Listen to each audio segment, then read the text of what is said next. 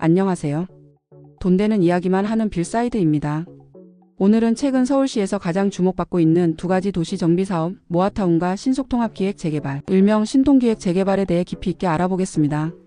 오늘 영상으로 알게 되는 것들. 첫째, 모아타운 재개발과 신통기획 재개발의 개념에 대해서 알려드립니다. 둘째, 언제 투자해야 할지 알려드립니다. 셋째, 투자하기 전 체크해야 할 리스크에 대해서 알려드립니다. 자, 이제 시작하겠습니다. 재개발, 재건축이 뭔가요? 부동산에 관심이 많지 않으신 분들은 재개발과 재건축을 혼동하기도 하고 어떤 개념인지 잘 모르는 경우도 많습니다. 그래서 먼저 재개발이라는 개념부터 간단히 짚고 넘어가겠습니다. 1. 재개발이란 무엇인가? 재개발이란 낡고 불편한 주거 환경을 개선하고 도시 기능을 회복시키기 위해 오래된 주택과 건물들을 철거하고 아파트 같은 현대적인 주거시설을 공급하는 사업을 말합니다. 주로 도심 내 낙후된 지역에서 시행되며 주민들의 주거 환경을 개선하는 공공성이 강한 사업입니다. 말 그대로 헌집 주고 새집 받는 사업입니다. 이와 비슷한 개념으로 흔히 듣게 되는 재건축이 있는데요. 이 둘은 엄연히 다릅니다. 재건축은 일반적으로 노후된 아파트나 단일 공동주택을 철거한 뒤 그 자리에 새로운 아파트를 짓는 방식으로 주로 오래된 대규모 아파트 단지에서 시행됩니다. 따라서 재건축은 아파트나 공동주택의 소유주들이 중심이 되어 추진하는 경우가 많고, 재개발은 일반 단독주택, 다가구, 다세대가 섞여 있는 낙후 지역에서 진행됩니다. 즉, 재개발은 낡은 단독 다세대 밀집 지역을 아파트 단지로 변화시키는 사업이고, 재건축은 오래된 아파트를 새로운 아파트로 다시 짓는 사업이라고 이해하면 쉽습니다. 2. 재개발의 다양한 유형. 재개발에는 크게 다음과 같은 종류가 있습니다. 일반 재개발, 전통적인 재개발 방식으로 사업기간이 길고 절차가 복잡합니다. 공공재개발, 공공기관이 직접 참여하여 속도를 높이고 공공성을 강화한 방식입니다. LH공사나 SH공사가 주로 담당합니다. 신속통합기획 재개발, 서울시가 계획 단계부터 직접 개입하여 사업 속도를 크게 단축시킨 최근 등장한 방식입니다.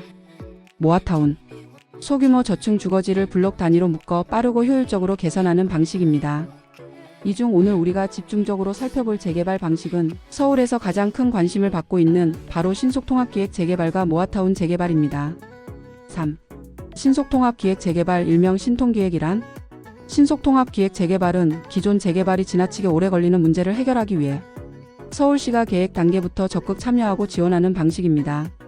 신통기획 대상지로 선정되려면 다음 조건을 충족해야 합니다. 구역 면적은 최소 1만 제곱미터 이상이어야 합니다. 건물의 노후도가 전체의 60% 이상이어야 합니다. 정비구역 내 토지 소유자 동의율이 최소 50% 이상이어야 합니다. 신통기획 재개발 지역은 층수 제한과 용적률 제한이 완화되고, 특히 역세권이나 중심지의 경우 최고 700%까지 용적률을 받을 수 있는 등 강력한 혜택이 주어집니다. 대표적인 신통기획 지역으로는 용산구 청파동, 성북구 하월곡동, 도봉구 쌍문동 등이 있습니다. 4. 모아타운 재개발이란? 모아타운은 대규모 재개발이 어려운 지역을 작은 블록 단위로 묶어서 빠르고 효율적으로 정비하는 방식입니다. 정비구역 지정이 필요 없고 사업 절차가 간소화되어 착공까지 2에서 5년 이내로 빠르게 진행될 수 있습니다. 모아타운이 되기 위해서는 다음 조건을 충족해야 합니다. 면적이 10만 제곱미터 이하의 지역이어야 합니다. 건축물의 50% 이상이 노후 불량이어야 합니다.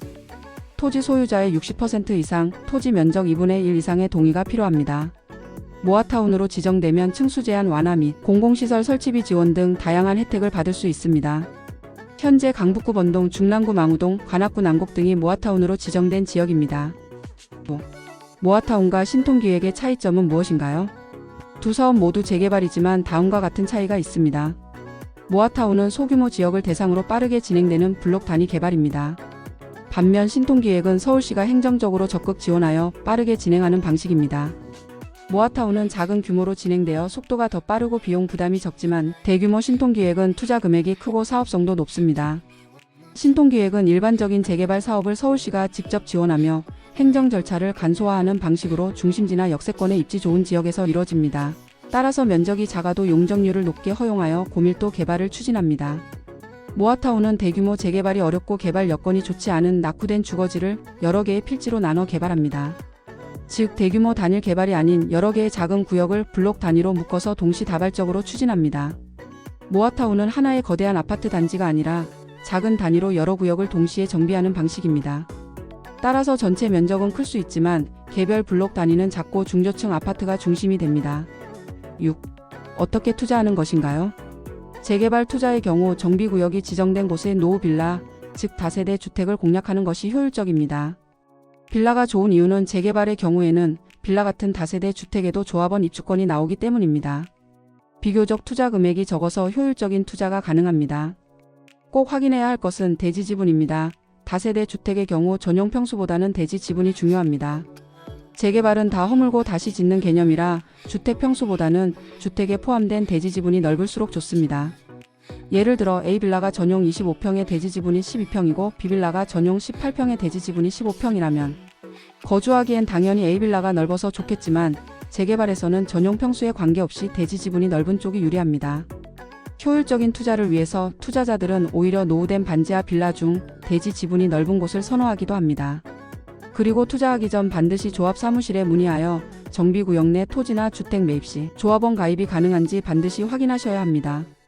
조합원 가입이 불가능하면 현금 청산을 당하여서 입주권을 받지 못하는 일이 생길 수도 있기 때문입니다. 7. 모아타운과 신통기획의 투자 시기와 투자 유의점. 재개발 투자로 적절한 시기는 정비구역 지정이 완료되고 조합 설립까지 인가된 후부터 고려해보는 게 좋습니다. 이 시기가 가장 사업 안정성과 기대감의 균형이 좋습니다. 일반적으로 사업 시행 인가 이후는 가격이 이미 많이 올라 투자 효율이 낮습니다. 하지만 요즘처럼 부동산 경기가 좋지 않은 경우는 오히려 관심도가 떨어지기 때문에 사업 시행 인가 후에도 진입이 가능한 재개발 투자처를 찾는 것을 고려해 볼 만합니다. 단 조합에 따라서 입주권 전매가 가능한지 거래 제한 기간이 있는지도 반드시 조사해야만 합니다. 재개발 투자는 큰 수익이 가능한 만큼 리스크도 큽니다. 대표적인 리스크는 다음과 같습니다. 사업이 무산될 수 있습니다. 이 경우 토지 가격 하락 및 투자금 손실이 발생할 수 있습니다. 일정한 시점 이후에 부동산을 매입하면 입주권이 나오지 않고 현금 청산을 당할 수 있습니다. 사업이 예상보다 지연될 경우 투자금이 장기간 묶이게 되어 손실을 볼 수 있습니다. 재개발이 무산되면 부동산 가격 하락 및 매입 시 들어간 금융 비용과 각종 세금까지 심각한 손실이 될 수 있으므로 반드시 신중한 접근과 철저한 사전 조사가 필요합니다. 8. 결론과 조언. 오늘 영상에서는 재개발과 재건축의 개념부터 시작하여 최근 가장 관심이 높은 모아타운과 신통기획 재개발에 대해 상세히 알아보았습니다. 재개발 투자는 신중하고 장기적인 관점에서 접근하는 것이 매우 중요합니다. 모든 정보를 충분히 검토하고 반드시 신뢰할 수 있는 공식 사이트에서 최신 정보를 확인한 뒤 투자를 결정하시기 바랍니다. 다음은 서울시 신통기획 재개발과 모아타운 재개발로 지정된 구역들에 대한 현황을 보여주는 사이트입니다. 신통기획은 서울특별시 정비사업 정보 몽땅에서, 모아주택은 서울특별시 사이트 내 주택건축에서 진행 현황을 확인할 수 있습니다. 돈 되는 이야기만 합니다. 빌사이드입니다. 감사합니다.